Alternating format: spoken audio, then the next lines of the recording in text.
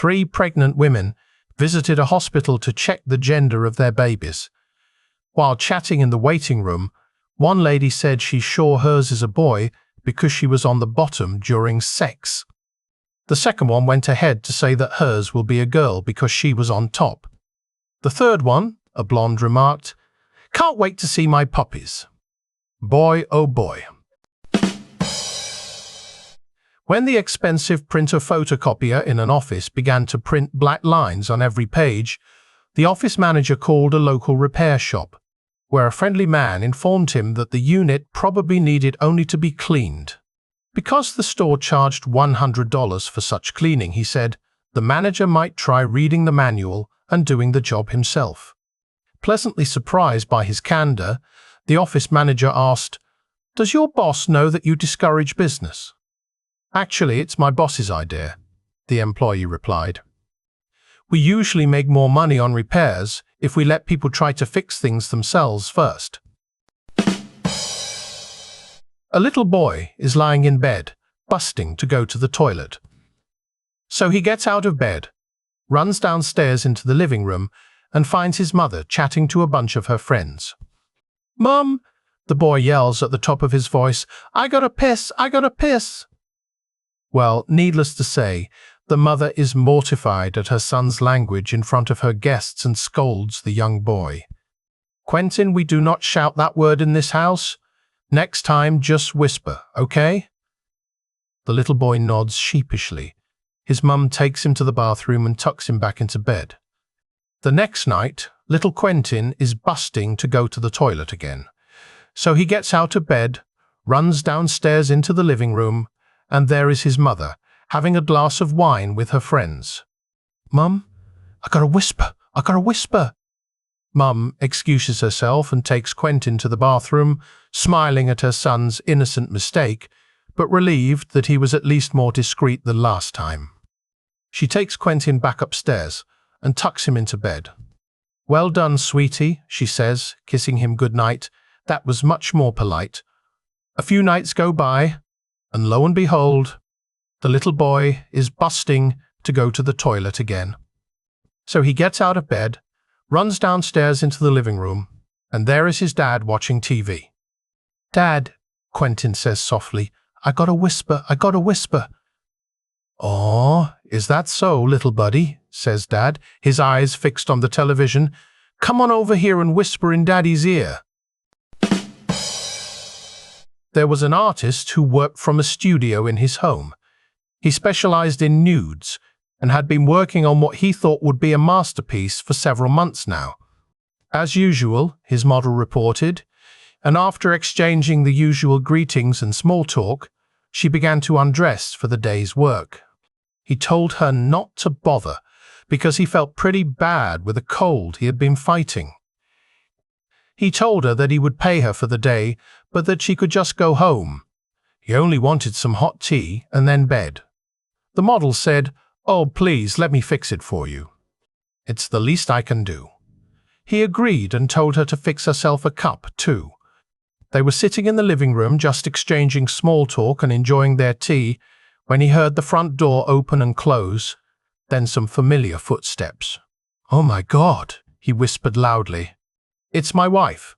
Quick, take all your clothes off." Kevin is walking down the street, and he sees little Johnny with a black eye. He asks him what happened. Little Johnny says, "Well, I was in church," Kevin interrupts. "Church? How do you get hurt in church?" Little Johnny explains. "Well, I was sitting behind Katie, and after a while, what with all the standing, sitting, and kneeling, I noticed she had developed a wedgie. Now, me being a nice young man, I pulled it out for her. She turned around and whacked me." Kevin shakes his head. "I can't believe you did that," and continues walking. A week later, he sees little Johnny again, and he has another black eye. He asks him what happened this time, and little Johnny responds, "Well, I was in church again." Kevin explodes. "Church again? How do you keep getting hurt in church?" Little Johnny explains. "Well, I was sitting behind Katie again, and Kevin blurts out. Don't tell me you did it again. Little Johnny shakes his head. I did not. But after all of the standing, sitting, and kneeling, I noticed the wedgie again. This time her sister was with her, and she pulled it out for her. Now, I know she doesn't like that, so I pushed it back in. An 18-year-old daughter named Lisa nervously approaches her mother one day, holding a small box in her trembling hands. She reveals that she took a pregnancy test and hesitantly shows it to her mother. The test result confirms that Lisa is indeed pregnant. Tears streaming down her face, the mother demands to know the identity of the irresponsible young man who got her daughter into this situation. I want to know who did this to you, she cries. Lisa, knowing that the father of her unborn child is from a wealthy family, picks up the phone and makes a call. Half an hour later, a sleek Lamborghini pulls up in front of their modest home. A distinguished man in his late 50s, with grey hair and impeccably dressed in an Armani suit, steps out of the luxury car and heads toward the front door. The daughter opens the door, welcoming the well-dressed man into their home. He enters the living room and greets the father, mother, and Lisa. Good morning, he says calmly. Your daughter has informed me of the situation and the results of the pregnancy test. Unfortunately, due to my personal family situation, I am unable to marry her. However, I will take responsibility and ensure the well-being of your daughter for the rest of her life. He goes on to explain the various provisions he will make for the unborn child. If a girl is born, I will bequeath her a Lamborghini, a house, a beach villa, and a $1 million bank account. If a boy is born, my legacy will include a couple of factories and a $3 million bank account. If they happen to be twins, they will each receive a factory and $1,500,000.